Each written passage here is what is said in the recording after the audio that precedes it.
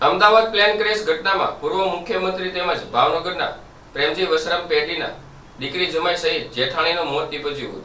આ બનાવ બનતા ભાવનગરમાં શોકનું મોજું ફરી વળ્યું હતું। અમદાવાદ એરપોર્ટ ઉપરથી એર ઇન્ડિયાની ફ્લાઇટ લંડન જવા માટે ટેક ઓફ થઈ હતી ત્યારે થોડીક ક્ષણોમાં જ પ્લેન ક્રેશ થવાનો બનાવ બન્યો હતો। આ પ્લેન મેડિકલ હોસ્ટેલ પર ધરાશય થયું હતું। આ પ્લેનમાં કુલ 242 લોકો મુસાફરી કરી રહ્યા હતા।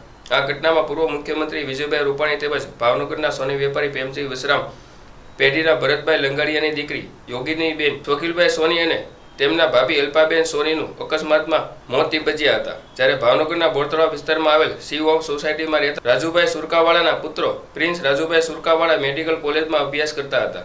ત્યારે આ બનાવમાં પ્રિન્સ રાજુભાઈ સુરકાવાળાને ઈજા થતા હોસ્પિટલ ખસેડવામાં આવ્યા હતા। આ ઘટના બનતા મુખ્યમંત્રી ભૂપેન્દ્રભાઈ પટેલ, ગૃહમંત્રી હર્ષભાઈ સંઘવી સહિતના આગેવાનો પહોંચ્યા હતા, જ્યાં જરૂરી વ્યવસ્થાઓ માટેનો આદેશ કર્યો હતો। તેમજ કોંગ્રેસના પ્રદેશ અધ્યક્ષ શક્તિસિંહ ગોહિલ ઇજાગ્રસ્તોની મુલાકાતે પહોંચ્યા હતા। જ્યારે આ ઘટનામાં રામ રાખે તેને કોણ ચાખે તે કહેવત મુજબ રમેશભાઈ નામના વ્યક્તિનો આબાદ બચાવ થયો હતો અને જાણવા મળતી વિગતો મુજબ 100 થી વધુ લોકોના મૃત્યુ નીપજ્યા હતા। આ બનાવ બનતા પીએમ નરેન્દ્રભાઈ મોદી હોસ્પિટલ દોડી ગઈ જરૂરી કાર્યવાહી માટે આદેશ કર્યો હતો। પ્લેનની સવારી જોખમી થઈ ગઈ।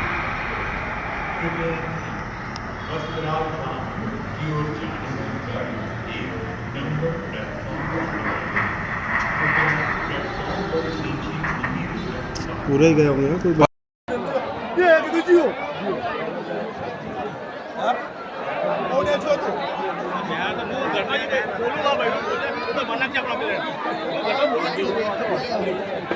ભાઈઓ